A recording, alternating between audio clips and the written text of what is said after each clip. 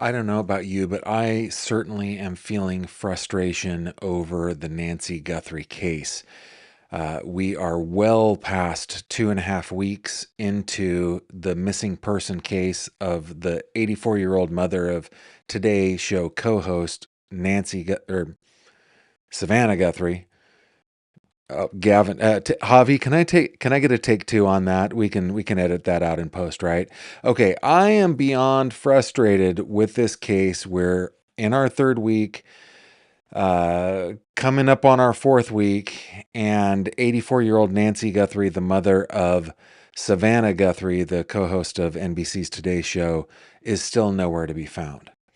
And according to some reports, it's not just people like me and you that are frustrated. It's the FBI that is frustrated. It is the employees of the Pima County Sheriff's Department that is frustrated.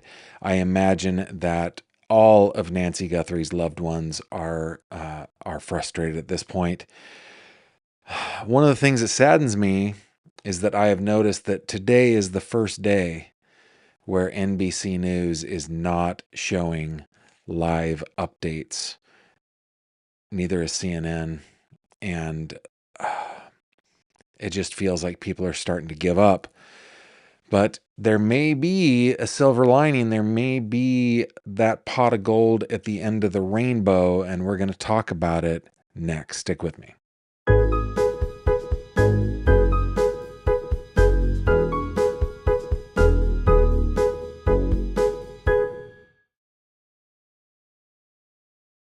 This video contains mature themes and discussions intended only for adult audiences. Viewer discretion is advised.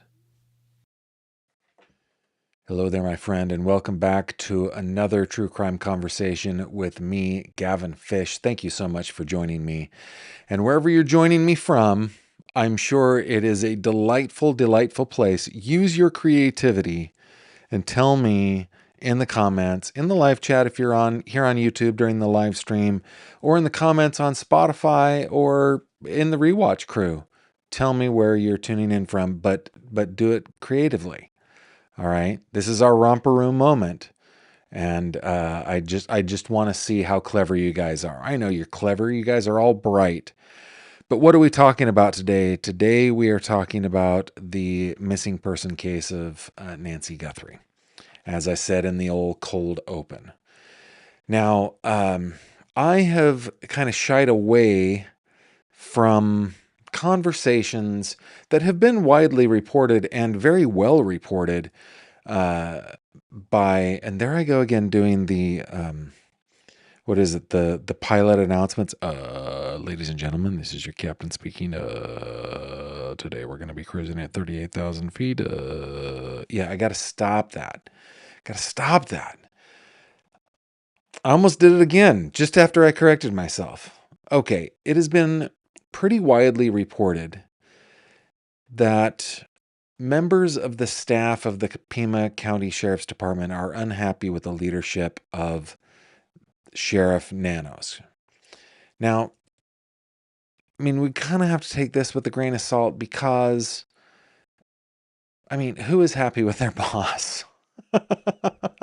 Who is ever 100% happy with their boss? I once worked for a guy who I just deeply loved and respected. And still I would come home at the end of the day and Kimberly would get an earful of all of my complaints of the day. So we have to take this with a grain of salt. However, I kind of feel like it's starting to bloom, right? How would we say this? Like, we are starting to proof. This dough is doubling in size. It's getting bigger. And we're hearing more and more. Specifically, we're hearing that the FBI might be really frustrated with Sheriff Nanos. And one of the pieces of information that was reported by Brian Enton last week when he talked with a former undersheriff of Sheriff Nanos was that Sheriff Nanos, and this is not my opinion, this is not my reporting of factual events, this is just me repeating what this undersheriff said in his interview. he characterized Sheriff Nanos as vindictive and that he had a negative experience from his point of view with the FBI. Now he just doesn't want to play nice. Now, and I've steered away from this, but again, this dough is proofing. It is getting bigger and bigger and bigger, and we are going to get into that in just a minute. First, let's check in to see where you guys are from. What do we got? Wait a minute. Whose birthday is it today? It says Nancy Cornett. Today is my birthday. 85. Nancy, happy birthday. My goodness. And thank you for being here. 85 years. I bet you could tell us some stories, man. Somebody do some quick math for me. That is, what is that? 1941, 1942? Is that what it is? Guys, somebody check my math. We're going to carry the one. It's 2026 right now. We're going to subtract 85. 1941 is the year of the birth of Nancy Cornett. She is roughly the same age as Nancy Guthrie, by the way. 1941, man. Pre-baby boom. That's pretty cool. Congratulations and thank you for watching. So glad that you are here. Coffee time for D. Gavin, I am from the city that allows you from one of our beautiful mountain peaks to see 7 states. Do you know what city I am in? Let's see. I believe you are in the state of Georgia. I believe. I have to, isn't that called Lookout Mountain? I can't remember. I can't remember the city, but thank you for joining us from Georgia today. Emmy telling us that Brian Enton was in Mexico asking locals about Nancy. Welcome from Erie. We got Calgary, Alberta, blah, blah, blah, blah, blah. Saskatchewan is here. Lucifer is here. So that means that we have got somebody from the underworld, from Payman's Lair. Glad that you have made it here. Let's see. Good evening from the city, unfortunately known for the National Guard student assault on May 4th, 1970. Can't remember. Can't remember which one that one is. But man, that rings a bell. Wakulla Station, Wakulla County, Florida is in the house. The sun is shining bright in the Bermuda Triangle. Nikki, welcome. Ecuador is in the house. Bienvenidos a Ecuador. Hudson Valley, New York. Good evening from the city that gave us Leonard Skinnerd. Nice. Snowy California is here. San Jose is here. Checking in from the town where we spell our town names in the Old English style. All right, good. Gavin, love that dirty water. Oh, let's see. Where would that be? Would that be in a bayou somewhere? I'm not, wish I knew. We got palm trees in the house. We got the Seattle area here, Delco, PA, flying tumbleweeds in New Mexico. I am from the NASCAR Florida town of February races. Nice. I'm the place that gave us Madison, Baumgartner, and Eric Church. All right. Well, welcome. Welcome. And once again, happy birthday to Nancy. I'm glad you joined us on your birthday. Okie dokie, everybody. Let's hop in, shall we? I've kind of buried the lead, but let's get into it. This is a report written from or in the New York Post by Stephen Vago, Josh Christensen, and Anthony Blair. FBI desperate to take over Nancy Guthrie case from ego-tripping, that's in quotes, Sheriff Chris Nanos. Dateline Tucson. The hunt for Savannah Guthrie's 84-year-old mother. By the way, this especially for Emmy. I'm going to go on a little bit of a tangent here, but you guys know how much I love Mr. Rogers, right? A tangent, of course. You guys know how much I love Mr. Rogers, and I love the story about the letter that he received from the little blind girl who was concerned about him not feeding fish, so he made sure to use audible cues that he was feeding the fish. I'm doing this a little bit for Emmy tonight, okay? All of the articles that we're going to talk about today are linked in the description below. Okay. Dateline Tucson. The hunt for Savannah Guthrie's 84-year-old mother, Nancy, has been doomed by Pima County Sheriff Chris Nanos' ego and his vendetta against the FBI, according to a rising chorus of critics. Let's take a moment to just recognize that this is being written in the New York Post. No shade to the Post, but they do have kind of a tabloidy way of writing. And they seem to be okay. Maybe they just have a really powerful legal department. They seem to be okay of just, referring to critics, a rising chorus of critics. The high-profile case has seen missteps like leaving Nancy Guthrie's house unguarded in the hours after the crime, baffling press interviews, and a protracted investigation that so far has yielded no clear suspects or strong leads after more than 2 weeks. I'm not sure that a 2-week investigation or 2.5 week, although we all want Nancy home like now, I don't think it's fair to characterize a 2.5 week investigation for a missing person as protracted. I would say maybe the Amelia Earhart missing person investigation is a protracted investigation, but a 2.5 week, probably not. The FBI is desperate to take over the investigation, but cannot unless the Guthrie family specifically asks, multiple law enforcement sources told the Post. Quotes, uncommon. It is a uncommon belief in this agent. Oh my goodness. Javi, you're going to have a lot of post work to do. I am sorry. Take 2 on that one. Okay. Let's mark it. It is a common belief in this agency that this case has become an ego case for Sheriff Nanos, said Sergeant Aaron Cross, president of the Pima County Deputies organization. Sergeant Cross, stepping out on the plank on this one. If he is president of the Deputies Association, I have to believe that he himself is a deputy. Okay, so he is saying that Sheriff Nanos is on an ego trip.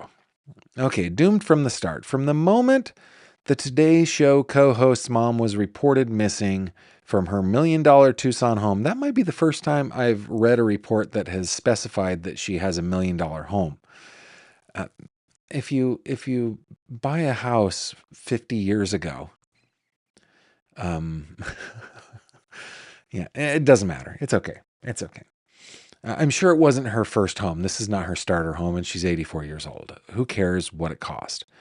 Nanos, the top cop in Arizona's second most populous city, took center stage hosting press briefings with a charming, down-to-earth demeanor. Nanos has been the primary source. Man, I wish my editors would let me write like this. I think we'd get sued all the time, though, so that's why they don't. Nanos has been the primary source of information in the case, granting multiple interviews to news outlets across the country and continuing to hold court with rambling press briefings in the aftermath of Nancy's February 1 disappearance. His decision, continues the article, to move away from general briefings to cozy chit-chats with individual journalists. Oh my goodness. I wish my editors would let me write this way. I know why they don't, but wow. Has led to conflicting reports, confusion, and a general sense that the sheriff is more interested in damage control than in clarity, as one law enforcement source put it to the Post. Of course, this is an unnamed source.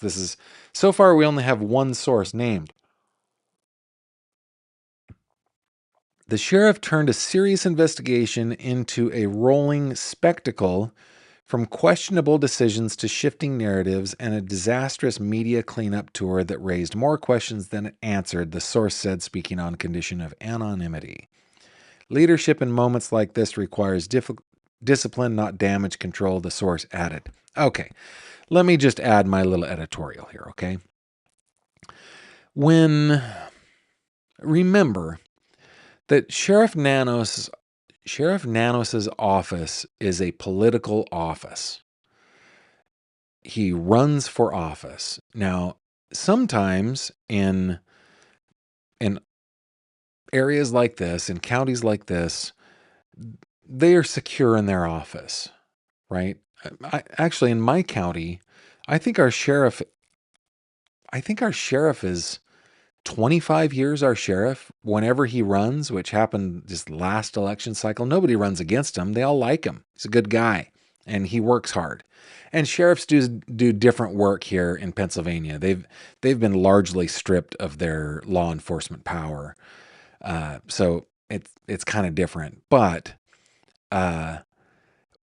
when I read sentences like leadership in moments like this requires discipline, not damage control, that source is a politician, at least to me. That's how I'm hearing it. This sounds like it's coming from a person who wants to be sheriff. I don't, but okay. I mean, doesn't that sound like something? Leadership in moments like this requires discipline. I mean, you can hear, just pick your politician. You can hear any one of them saying that exact same sentence, no matter where they are on the political spectrum, right? Leadership in moments like this requires discipline, not damage control. Okay. Betsy Brantner Smith from the National Policing Association said Nanos' failure to provide regular press briefings has added to the confusion. Quote, "This is Public Information Officer 101. I used to teach these classes. As a law enforcement organization, you have to communicate with the media. Dang it, guys. You know what has happened? Oh, no, it passed. Oh, I thought we were going to have to bring out the old lionfish. All right. Continuing the quote, you can't just stop talking to them or piecemeal out information. And that, I mean, I think that's fair. Nanos he did a couple of press conferences and then he has been on a press tour. And again, you guys know me. I'm all about incentives. Incentives, and maybe we call them disincentives when there are negative incentives. They're all incentives, actually. But Sheriff Nanos is a politician, right? So him getting airtime is a politician's dream. It doesn't surprise me that he's doing what he's doing. He's just also going to get criticized for it. Nanos did not respond to a list of questions from the Post Wednesday, that would have been yesterday, or to previous attempts to speak with him. Apparently, Sheriff Nanos, if I'm reading between the lines here, is not a fan of the New York Post. One outspoken critic of Nanos has been Cross of the Sheriff's Deputies Associations. Cross, who has twice sued Nanos in federal court, oh my goodness, accused the sheriff of badly mishandling the communications aspect of the case. Okay, so Cross has an axe to grind. If you're going to spend all day talking to media, instead you can do a 1-hour press conference with someone capable of speaking clearly and professionally, Cross told the Post. Okay, FBI feud. Actually, before we get into this part of it, because this is a long article, let's see what you guys are saying over here in the live chat. Joyce is saying, I'm beginning to think he's botching it on purpose. Okay, possibly. Let's see. Lookout Mountain is in Chattanooga, Tennessee. Is it? Okay, I thought it was in Georgia. Awesome. Ohio Palm Mom. Oh, it was Kent State. Yes, of course. That is the famous. Did you guys see the movie The Watchmen? I didn't read the graphic novel, but they have that scene, the Kent State scene in that. Oh my goodness. Okay. I'm continuing to go. Do you think the sheriff's behavior has anything to do with the A&E show? Somebody did send that to me or share it with me in the tank, I think, in the fish tank. If you guys don't know what the fish tank is, it's our group on Facebook. It's easy to get there. It's on gavinfish.com. Click on the little fishy icon up in the upper right-hand corner. That will take you to the fish tank. And they do have a show. Now, do I think the sheriff's behavior has anything to do with the A&E show? Let me tell you what I've learned about show business, okay?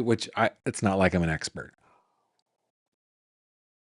However, over the course of my little YouTube journey, okay, I have been approached by multiple production agencies, some of them big, and multiple news agencies, some of them huge, who have wanted to engage my services for, a documentary series or a reality show. Okay. They're always on the lookout for, stories to tell, especially in the reality space. Because that county has an A&E show, that tells me that if it was the Sheriff Nanos, who signed that contract, he really wanted the fame.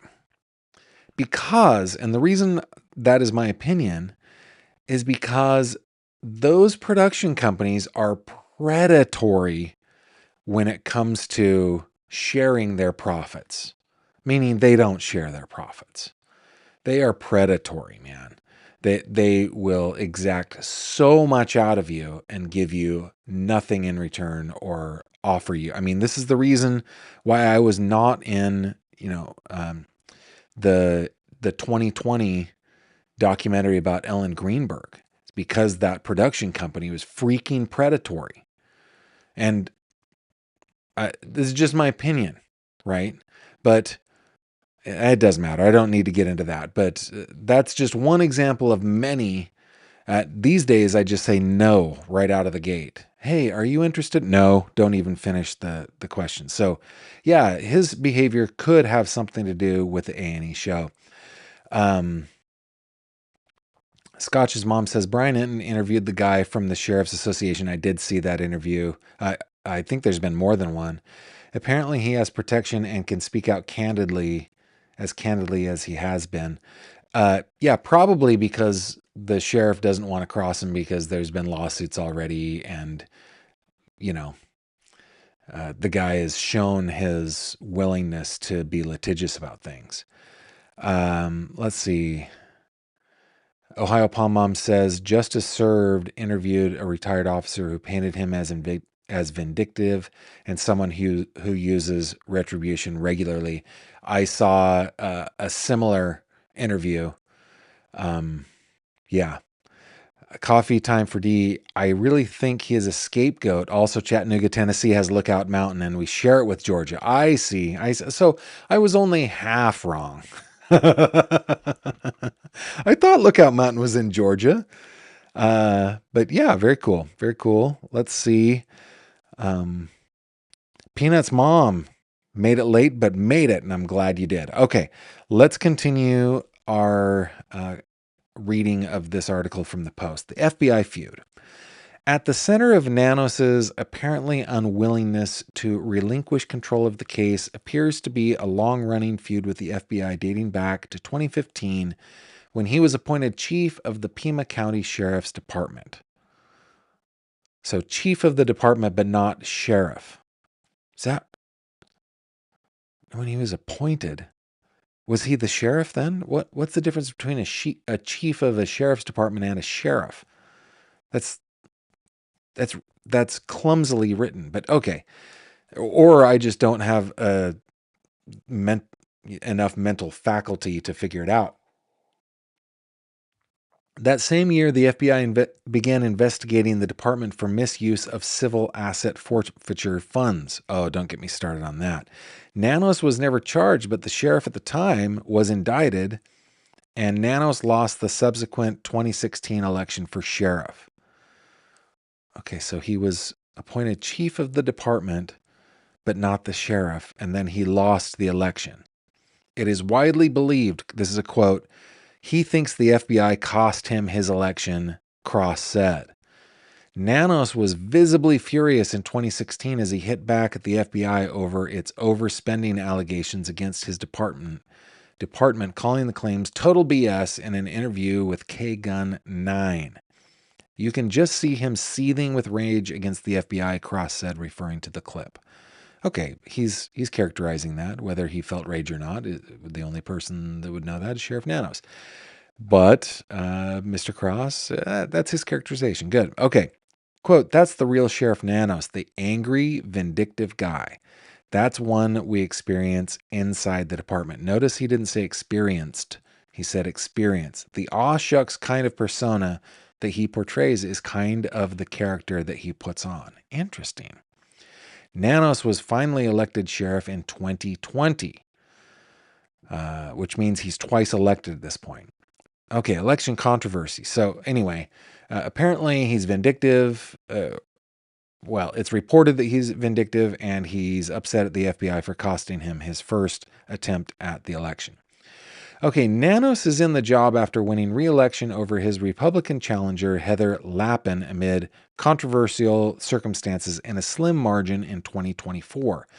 The Democrat won by fewer than 500 votes after a bitter campaign that saw him place Lappin, then a lieutenant at the Pima County Jail, on administrative leave just weeks before the election. Oh my goodness.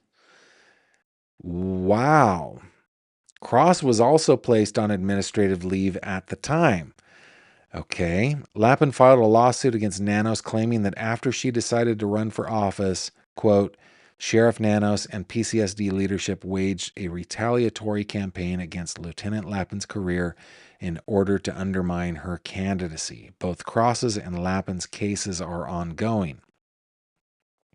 Shortly after Nanos' victory, the Pima County Board of Supervisors unanimously voted for an independent investigation into whether Nanos was responsible for criminal wrongdoing during the election. The case was referred to Arizona's Democratic Attorney General, but no charges were ever brought.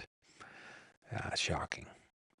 One member of the Board of Supervisors told the Post that they too were deeply frustrated with how slowly the case has been progressing. Okay, and look, I'm just going to call balls and strikes here, okay? A 2.5-week investigation on a kidnapping case is not slow progression. I don't see it. Maybe I'm wrong. Call me out if I'm wrong. Of course, we wanted Nancy back de pronto, right? We wanted her back now. But 2.5 weeks, it's too long. I happily admit that. Not happily, but I admit that. But protracted or slow, I don't think so. FBI wants to step in. They would if they could. More than 2 weeks into the case, the FBI is, quote, growing frustrated, close quote, a federal source familiar with the case told the Post. Quote, over 2 weeks into this, the police have made no leads, no progress, the source said. Continuing the quote, they were never confident in the glove, the source added, referring to the latex glove that rendered no DNA matches. If I can just quibble here, why? Why am I quibbling? Because I'm a professional quibbler. Yeah. I love to quibble. I quibble for fun. It is fun to quibble professionally, and I am a professional quibbler. Maybe that's the reason he sent it to the Florida lab, because he's like, we have to test this. We're not really confident in this, but we're going to just send it there so the FBI don't have to worry about it. That's just plain devil's advocate, okay? Quote, the press conferences are not going well. Giving press conferences without saying anything, that's not helpful, close quote. And then it gives a timeline here, and I think we know the timeline. So let me just skip down to this. Scene surrender. One of Nanos' early moves, which baffled many experts, was his decision to surrender Nancy Guthrie's home just days into the investigation. Quote, in my professional opinion, I believe they released the crime scene too early, and that was on Sheriff Nanos. Brantner Smith, a former cop, told the Post. In the confusing first few days of the investigation, reporters and internet true crime sleuths descended on Nancy Guthrie's dusty Catalina Foothills neighborhood outside Tucson and found to their shock that they were able to walk straight up to the front door. Quote, every reporter I've spoken with that's here on the ground could not believe that they were allowed to walk up to the door the next day, Cross said. Continuing the quote, I think it's completely predictable that we would have to go back out there again, he said, adding that the house should have been locked down with crime scene tape and security. It looks unprofessional. This is quoting again. It looks amateurish to have to repeatedly go out there, he said. It doesn't look good for our department when we've had reporters walking up and essentially contaminating the scene. Nanos has denied that his department had relinquished the crime scene too early. Quote, first of all, we didn't release the crime scene too early. We finished. We completed our crime scene. Done. Ask my investigators. I don't go out there and do that. They did it. And they feel confident they retrieved everything, he told the Green Valley News. Okay, plain wrong. Nanos has also faced criticism for not immediately launching his department's high-tech aircraft when Nancy went missing, delaying the aerial search for hours during the crucial first day of the investigation. The apparent holdup in deploying the Cessna plane known as Survey 1 was due to a staffing shortage, according to insiders who've blamed the sheriff for the snafu. I'm curious about this real quick. Let me open this. Is it just a little... give me just a second. Yeah, just a little Cessna. Usually, anytime I've seen a Cessna that is employed by police departments, usually like a 182. Sometimes they're a little bigger, like a 206 or a 210. I've never seen... It doesn't mean it doesn't exist, but I've never seen a law enforcement office have anything more than a single engine plane. And the high wing makes visibility looking down much better for the pilot and for the co-pilot and passengers and so forth. So it makes perfect sense. And those planes are high performance. But anyway, yeah, it's probably, because I'm an airplane nerd, I probably shouldn't be looking into it specifically, but that's usually what it is. I've even seen like 177s and 172s, but 182s are the ones that I usually see in that position. Pima County's most experienced and trained search and rescue deputy was moved out of the unit in September 2025 without replacement, simply for just being there too long, according to Cross. Okay. The week before Nancy went missing, another pilot tasked with flying Survey 1 was also moved out, reportedly due to staff shortages. Moving the pilot out the week before left us without our airplane to immediately respond to this missing person, Cross said. It was just a matter of time before something terrible happened, and it exposed the self-imposed weakness that Nanos created, Cross added. Hey, just as a maybe public service announcement, okay? And I know that flying for a police department, you would be flying under FAR Part 135, right? It's commercial. So you have to have commercially rated pilots to do that. But there are so many pilots with so many hours that could be called on and who have training in search and rescue that could go and do that job almost like at the drop of a hat.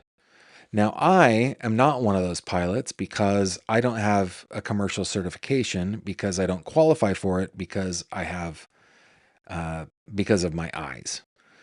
But there are so many out there. And people like me, I would sit in the right chair with binoculars and I would do the training out, and I would happily do that on a volunteer basis for law enforcement agencies, and I'm certain that there are thousands of us. Aviation and being a certificated pilot, it really is kind of a fraternity / sorority. It is a brother sisterhood. We tend to hang out and congregate, and it's just kind of the way the hobby works. And you can be like a 20,000 hour, 40-year commercial heavy airline pilot, and he is just as nerdy as the student pilot with 6 hours under her belt, right? It's that kind of fraternity. There's so few of us, and we all love aviation, I'm telling you. And plus there's the Civil Air Patrol and stuff like that. Come on. So reading this kind of thing just bothers me. But okay, good cops under bad leadership. This section says, behind the scenes, many Pima County deputies reportedly share the frustrations of the FBI and experts on Nanos' handling of one of the most bewildering kidnapping cases of our time. Quote, these officers are being called the Keystone Cops and told they don't know what they're doing, Brantner Smith, who served in law enforcement in Chicago for 3 decades before moving to Pima County, told the Post. And it's very frustrating because these are very good police officers. They're just not working under the best leadership. And that might be, guys, it might be an artifact of the fact that the leadership is political. I keep returning to that and harping on it, but it's the reality, right? These kinds of things, it's less likely to happen on a police force than in a sheriff's department, I think. It's just my opinion. The Pima County Sheriff's Department handled 12 homicides in 2024 and solved them all. Deputies police the county of more than 1 million. That's a good point. Quote, Nanos is not a good communicator. In my opinion, that is fueling so much of this consternation and speculation, as well as the unnecessary abuse of our Pima County Sheriff's Department, Smith added. The detectives are embarrassed by the press conferences, Cross added. Nanos previously took aim at his critics over their attacks, singling out Cross directly. Quote, Aaron Cross is just being Aaron Cross. He is manipulative and he is a liar, okay? He best be careful because the further this goes for him, the deeper he's digging himself, Nanos told Green Valley News. They're both public officials, so they can say that about themselves. So that is the article. I've got several other pieces of news that I do want to share with you, but let's first off bring Nancy's photo up, shall we, Javi? That was a good choice. And let's see what is being said over in the live chat. Let's see.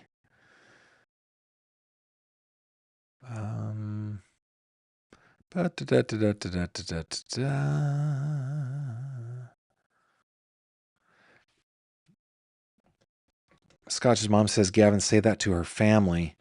As well, you're probably talking because these aren't real-time chats that we have with one another, right? You're probably talking about me saying 2.5 weeks isn't a long time. No, I completely, and I thought that I made that pretty clear, but I'll say it again. It's too long. And the family is being, yes, I mean, raked over the coals on this. It's too long. But does anybody have any statistics on how long missing person cases? What's the average? What's the average missing persons case in the United States? Let's find out from Uncle Google. What's the average amount of time a missing person is typically missing? Let's see what Uncle Google says. The majority of... Oh, okay. I might stand corrected, Scotch's mom. The majority of reported missing persons are located or return home within 24 to 72 hours. Statistics indicate that 76 to 79% of individuals, both adults and children, are found within the first 24 hours. Generally, 90% of all missing persons are resolved within a month. Okay, within a month. Let's say time a kidnapping victim. Let's do that. For a kidnapping victim, let's see, the average length of time a child is missing varies greatly depending on the type of abduction, ranging from just hours in many cases to an average of over 300 days for family abductions. So, Scotch's mom, I guess I'm wrong. Within 24 hours is 75 to 80%. This is talking about children. 31% within the first 1 to 3 days. Long-term missing, less than 2% of children are missing for longer than a week. Family abductions, these are the longest. Let's see, a kidnap an adult. Let's see, kidnapping victim. Let's see if we can do a little research on that. Okay, based on data from the FBI and other law enforcement sources, approximately 70 to 75% of reported missing adults are located or returned within 48 to 72 hours. But these are missing people, not kidnapping victims. I don't know. Maybe I'm wrong. I just feel like I just feel like this case is moving at about the pace that I kind of expected it. I guess that's what I'm saying. And I don't want to come off as uncaring or unkind on this, right? But it's just how I feel. G Smile Sarah loves the quibble button. Yes, I like the quibble button. I probably like it a little too much, but I'm glad you do too. Coffee time for D. I feel if she is still with us, that they took her to Mexico. I feel that's why it's been so long.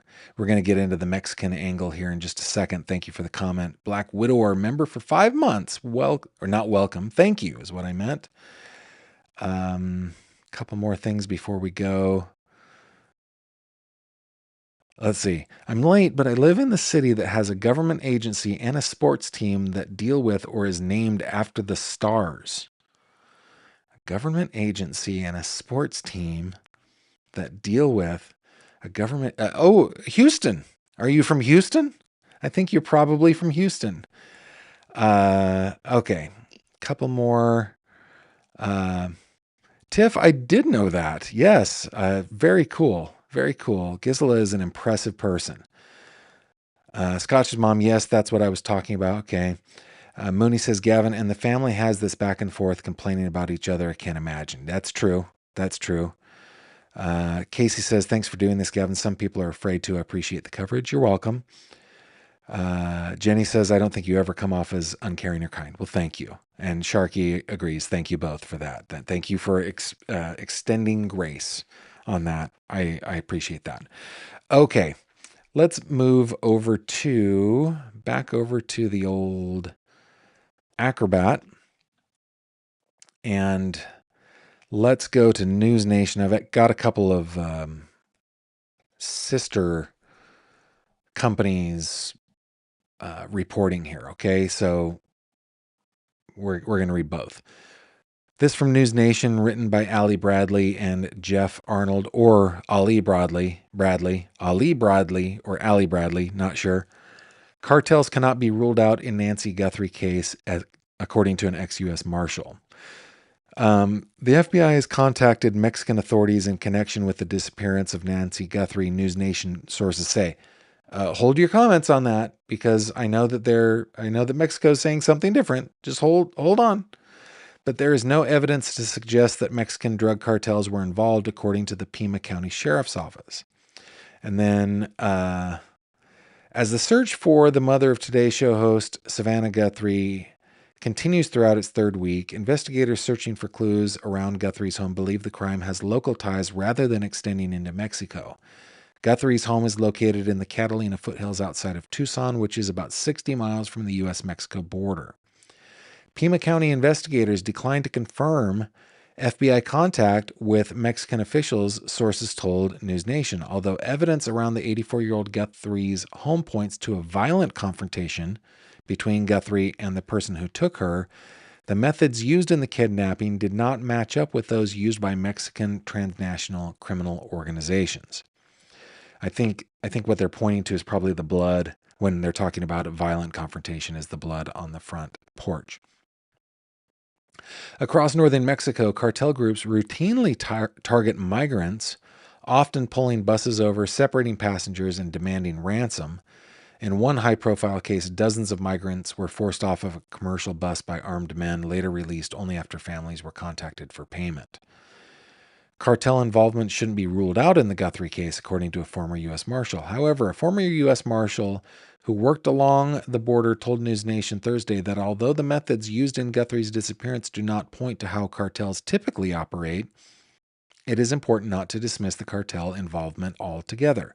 Quote, if this does involve Mexican drug cartels, I think it was done with the blessing of the Mex. I think it was done with the Javi, dude, you are earning your pay today. Take 2 on this one, Mark. Quote, if this does involve Mexican drug cartels, I think it was done with the blessing of the Mexican cartels. That is the worst sentence ever.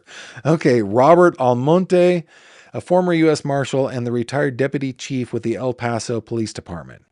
Quote, and they probably reached out to somebody to do the kidnapping. He added, this is right up the Mexican cartel's alley.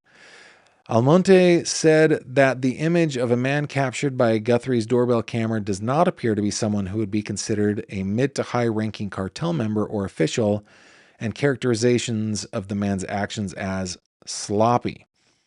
He said that street gangs operating in Tucson in the area that may have connections to the cartel should not be ruled out as being involved in Guthrie's disappearance.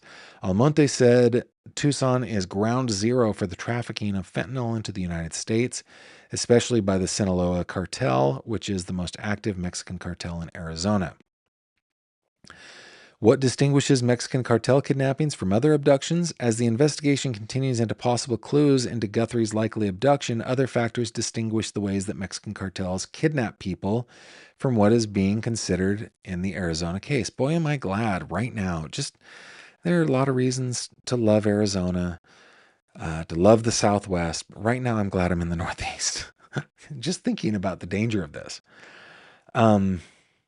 The cartels do not traditionally target U.S. homes, but instead focus on major transit corridors like Tamaulipas, Nuevo León, and other Mexican border states to the U.S. Targets of cartel kidnappings typically focus on migrants traveling across the border on buses or freight trains, or who find their way into cartel stash houses. Armed cartel members who are involved in a kidnapping will routinely force a bus to stop and will kidnap passengers and then hold the hostages while negotiating over a series of days. Cartels typically rely on extortion, ransom. Cartels typically rely on extortion and ransom families abroad. In the Guthrie cases, several random letters have been sent to media outlets, including TMZ, with specific dollar Bitcoin amounts being demanded in exchange for information about Guthrie's whereabouts. Local officials have been slow to speak on the nature of the ransom letters, but have announced one arrest of a person who is characterized as a ransom imposter. Blah, blah, blah, blah, blah, blah, blah. Almonte, the former U.S. Marshal, said that cartels are involved in kidnappings for money daily, which is further evidence that the criminal organization's possible involvement in the Guthrie case cannot be completely dismissed. If Mexican cartels are involved, they targeted Mrs. Guthrie because of who she is and also who her family members are, specifically Savannah Guthrie, Almonte told News Nation. But this is all about making money, and this is what the Mexican cartels are all about. They know the family has money. They know Nancy Guthrie is a high-profile target. They know they would get attention. They know they would get reaction. I think that's what we're seeing going on right now. So that's his opinion. Now, in The Hill, which is a sister publication, Mexico's Sonora AG denies formal FBI request in Nancy Guthrie case. Now, I just want to clue you in, if you aren't already, because you're smart people. I want to clue you in to specific wording, okay?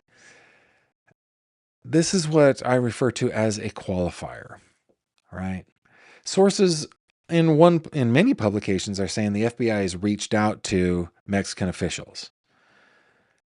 In this one, it says Mexico's AG denies formal FBI request. So these two things might be parallel truths, okay? And this one might be the truth that misleads a little bit. Just kind of put your thinking caps on that one, okay? Anytime there's a qualifier like that, that they're trying to exclude something, right? It's a filter. Okay, written by Max Rego in The Hill, or Rego. The Attorney General of the Mexican state of Sonora clarified Wednesday that his office has not received a formal request from the FBI to collaborate in the search for 84-year-old Nancy Guthrie. The office of Sonora Attorney General Gustavo Romulo Sales Chavez wrote on the social media platform X in Spanish, quote, "It has not received a formal request for collaboration in the case of a missing person in Arizona," referring to Guthrie. Sonora borders Arizona and its capital, Hermosillo, It's roughly 250 miles south of Catalina Foothills, Arizona, the unincorporated community where Guthrie's home is located. By the way, if you heard me pronounce that word and you say to yourself, "It's not how you pronounce that word," Gavin, you say you speak Spanish. Well, listen to me, bucko. All right? You just listen right now. I learned Spanish in Argentina. They speak a little different there, okay? Okay, in Mexico they would say hermosillo, but we don't say that in La Argentina. We say hermosillo. Sometimes there's more of an SH and less of a J, hermosillo sometimes, but I don't find that to be as beautiful. All right, to date, this institution has not received any formal request for collaboration, assistance, or exchange of information with U.S. authorities or Mexican federal agencies in relation to the case. Again, no formal request, Chavez's office added. It also noted that, quote, should an official request, again, official request, be received through the appropriate institutional channels, I will be attending to with full willingness and within the framework of its legal powers and the existing cooperation mechanisms. Man, that just seems like somebody used ChatGPT to translate what he said in Spanish. But okay, we get it. We get it.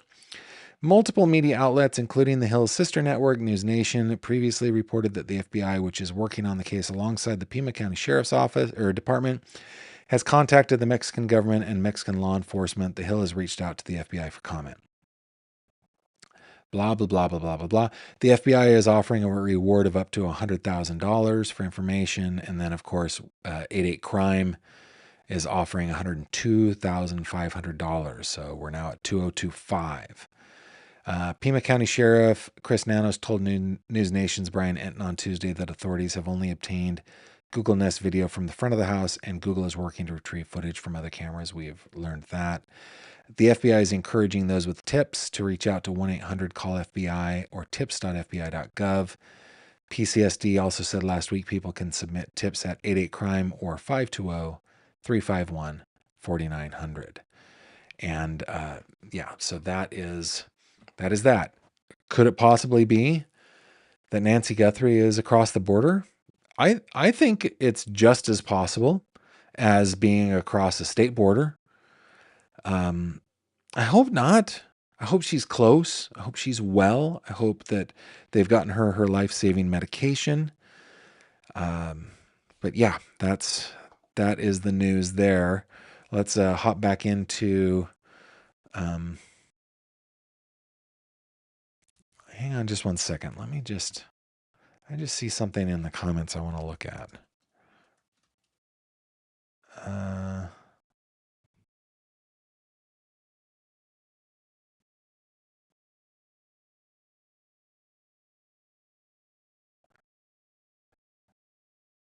Okay, I saw a rest in peace Joe Rogan. I went, what? Okay.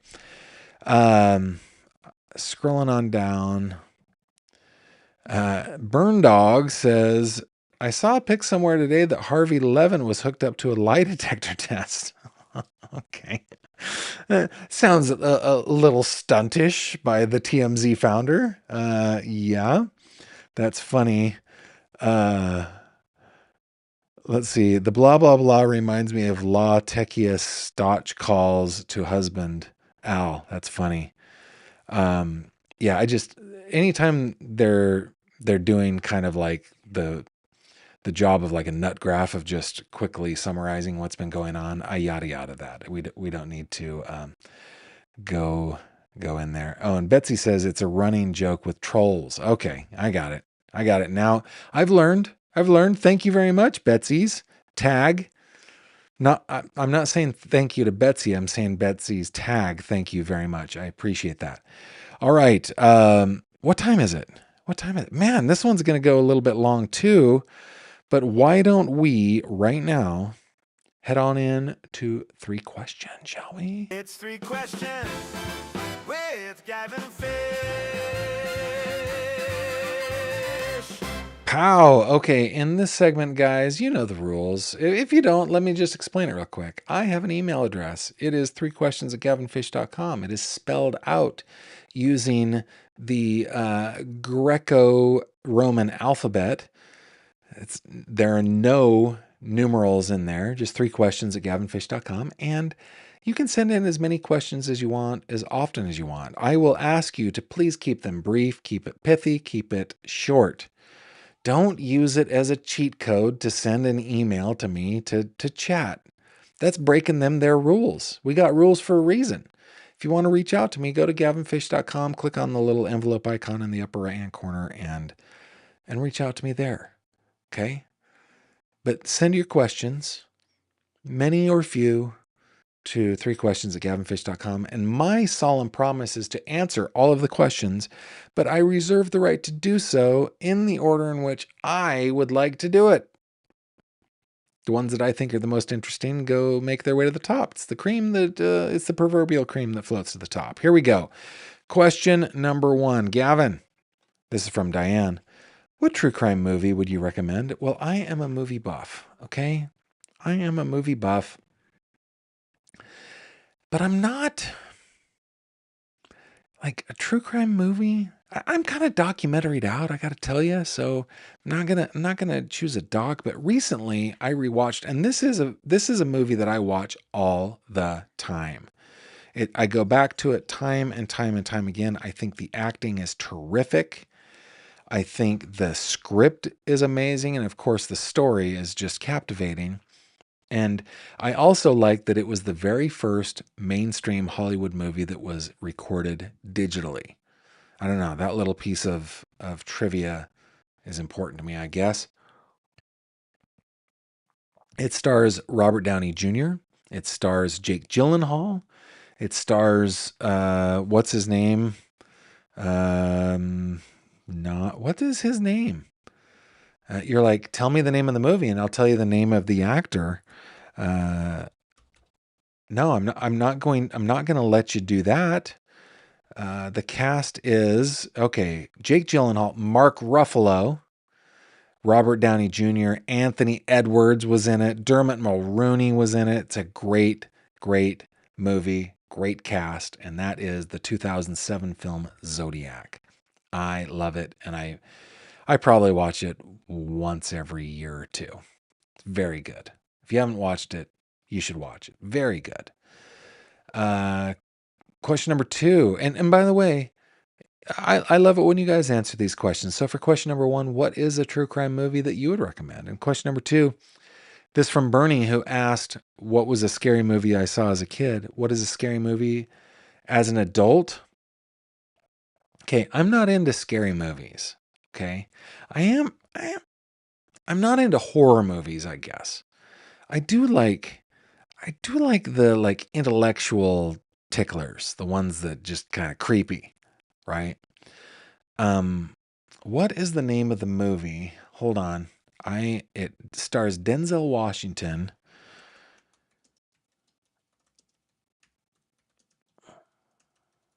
And hold on. John Goodman. It is called Fallen, 1998. Oh, I love Fallen. I can't watch it all that often because it still creeps me out. But I, well, I don't want to give away the ending, but it was 1998, guys. You know what? I feel like if it has been more than 25 years and you haven't seen it, then spoilers. Just give us the la la la la la so that you don't get a spoiler. But let me just tell you this quick story, okay? Is this a tangent? You know what I need? I need to hire Wanda. I have put in a questionnaire to Wanda to see what instrument she plays because I think when I'm doing something like this that isn't a tangent, it's more of like a memory. I would like some sort of kind of music a flashback cue, right? Okay. Hopefully Wanda will get back to me and maybe Wanda can join the staff. Okay. So Kimberly and I got married in November of 1999. And one of the things that we moved into this cheap little 2-bedroom apartment in Carmichael, California. And she grew up in a family without a television. I grew up in a family where the television was the center of the house. So our compromise was we used the second bedroom as our TV room. And it worked out really well because, early on in our relationship, because we only knew each other from the moment we met to the moment we were married is 5.5 months. It could have been 3 days as far as I'm concerned. 5.5 months was too long, but it was a short time, right? And so I wanted to watch this movie, Fallen, and she just said, "That seems too creepy. I'm going to bed." So she's in our bedroom. I am in the little TV room, and I'm watching this movie, which is kind of a paranormal psychological thriller. And the last scene involves a cat. I'll just put it that way. I want total spoil it, but it involves a cat. And then the cat shows its little face, and then the credits roll, and you're just like, ah! I still can't listen to "Time Is on My Side" by the Rolling Stones because of this movie. Okay, so I am creeped out, and we are in a strange place because we just moved into this apartment. I'm feeling all weird and creepy, and I'm excited to get into bed with my beloved, my snuggly, my sweetie pie, my snuggly bear, right? And just like not be, because it freaked me out. So I go into bed, and uncharacteristically of me, I snuggle in tight because I'm weirded out because of this cat. It was a great ending. And then just as I'm settling down outside our window, these two cats start fighting. And it made me jump out of bed, man. So, yes, the answer to your question, what is a scary movie as an adult? It is Fallen, Denzel Washington. It is so good, but I don't think I've watched it since 1999. Okay, question number 3. I'd love to hear what you think is a scary movie as an adult. Okay, from Jude. And this is a question that has come up a couple times. If you could go back to a specific time in your life or any time in history, what would it be and why? Uh, any time in history? I am a bit of a history buff. I would like the opportunity to maybe convince Bavaria that listening to this crazy guy with a weird mustache is probably a bad idea. That'd be a good thing to do. So maybe seeing what's leading up to World War II would be something that'd be cool to go back and do.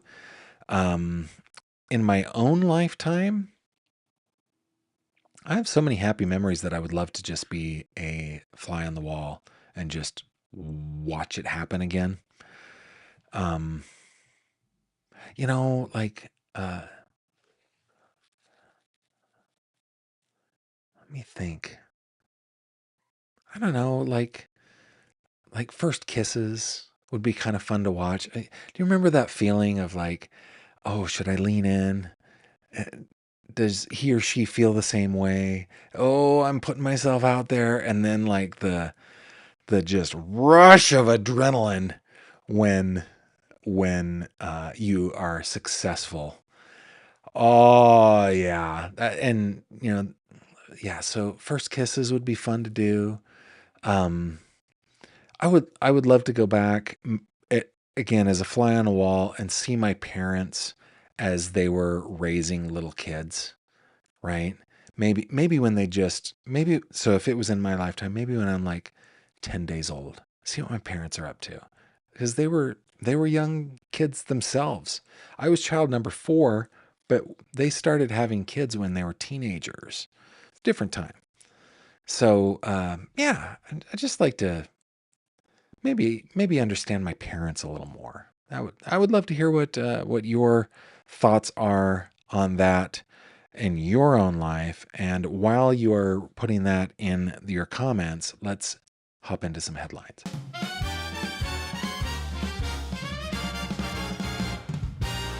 True crime headlines. How? Okay. Join me over here. This was reported in Yahoo. I'm not going to read the whole thing, but just a quick quickie here. Rob Reiner's family reportedly keeping distance from the alleged killer son, Nick, amid his stay in jail. Nick Reiner has reportedly not yet received, and this was published today, has not yet received any visits from family members amid his stay in jail after being accused of killing his parents, Rob Reiner and Michelle Singer Reiner. By the way, his next court appearance, I believe, is Monday. I will be in the air. Let's see. I don't think that I will be live streaming on Monday. I'm going to, let's just take this. Let me just take a moment here.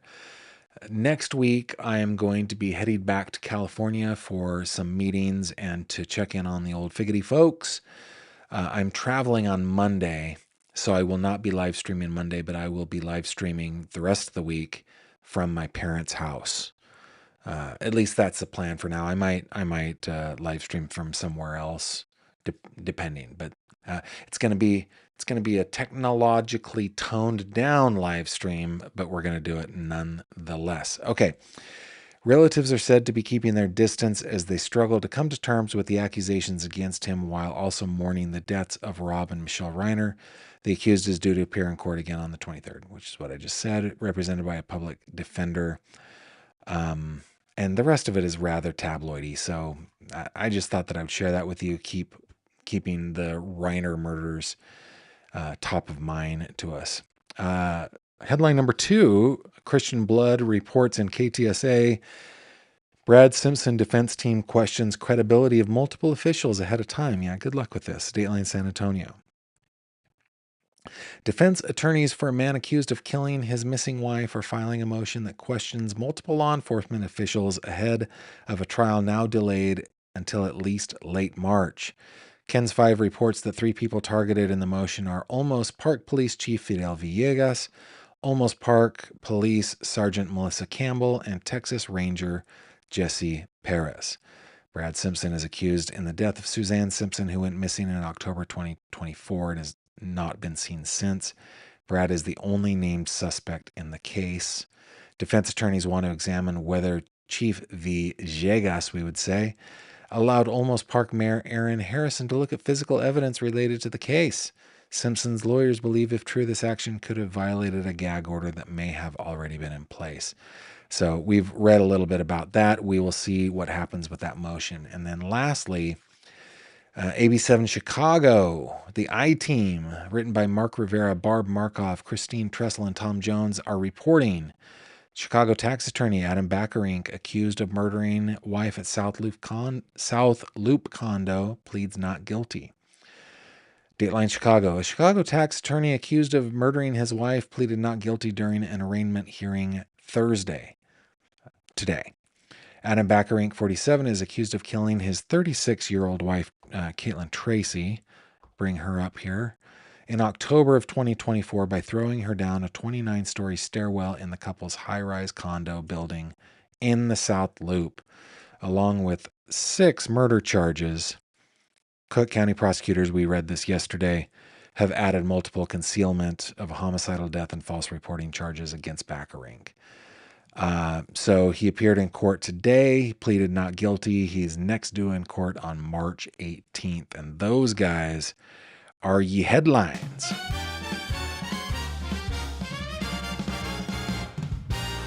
True crime headlines. Okie dokie. Let us go to the comments real quick. To wrap out the show, Emmy says, I recommend The Twisted Tale of Amanda Knox on Hulu. That is a good recommendation. Reality Vacation says, oh yeah, Zodiac is one of my repeat movies. It's so good. Robin says, the scariest movies I've seen is The News. That's funny. That is funny. Mooney says, I still think there's a place for Dory. We can put her to work somehow. Let's take baby steps. Let's see what Wanda is thinking, what kind of instrument she plays. Peanuts mom, yep, from Houston. I guessed it correctly. Yay me. Let's see. Lucy Fair coming to us live, I think, just based on the name. from probably the kitchen, the adjoining kitchen in the void, which is the dwelling of Payman of the underworld. I watched E.T. as a kid, and it unsettled me so much I won't ever watch it as an adult. When E.T. was in the isolation tent, it saddened me more than scared me, but sadness as a kid is scary. I remember the same feelings. I remember sitting in the theater in Camas, Utah. I remember this specifically. No, not Camas, Heber City, Utah. And I was looking over at my big brother, the big macho brother that I had, and he was bawling his eyes out. And my mom was saying to him, "Don't worry, sweetie. Don't worry, sweetie. He's going to be okay." And yeah, we were all, that was a sad and unsettling scene for sure. Diane says, Silence of the Lambs. That is a terrific movie. Terrific. Scotch's mom, please see my comment for 3 questions. No, you send them into the email address. They're rules. Burn Dog, I'd like to go back to my teenage years. So much fun and carefree. Yes, assuming that there's no butterfly effect and we're not going to mess things up because I like where it is that I landed.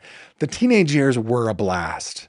And I am so sorry for the people who didn't have that experience. But for me, dude, I would say starting I mean, you have to know sadness to know joy too, right?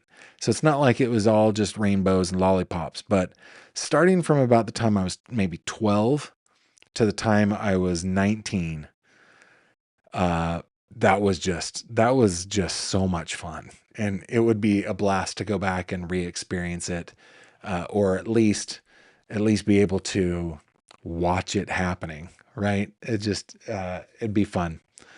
It'd be lots of fun. All right, guys. Thanks so much for those questions and thanks so much for the answers. It's delightful that we get to do that with one another. We will be back to finish out the week strong. The wink. Javi. Take 2. The week strong. Tomorrow at 6 p.m. Eastern time, right here on this very station. I want to keep Nancy Guthrie top of mind, but they're also... Scotch's mom, you asked me for answers to the 3 questions above and I gave them. Oh, did you put GF in them? I didn't see it. Hold on. Let's see.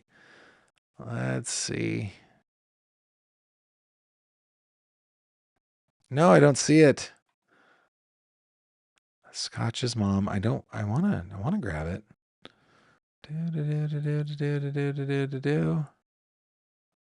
Let me see if I can find it the old fashioned way. Scotch's mom.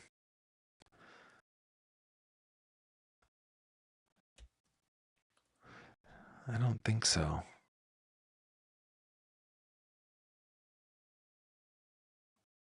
For some reason, it's not showing it on my end. I'm sorry. You got to put GF in there for me really to see it. All right, guys. Thank you for watching. Thank you for joining. Remember that you can always reach out to me on the old website, gavinfish.com. There's always a link in the description down below. When you click on this little icon, that will send you to a form where you can contact me. This page lists all the different ways that you can support me, for which I'm very grateful. And you can buy Autumn a coffee. There's a button to buy Autumn a coffee there. If you click on the little fishy, that will take you over to Facebook where we hang out in the fish tank. It's been a busy, busy tank today, and you're always invited to join us there. With that, guys, I shall bid you adieu. Thank you very much for being here, and I will see you on the next one. Take care. Thank you very much for watching this video. If you liked what you saw, please consider subscribing. And if you have any questions or comments, please leave them below.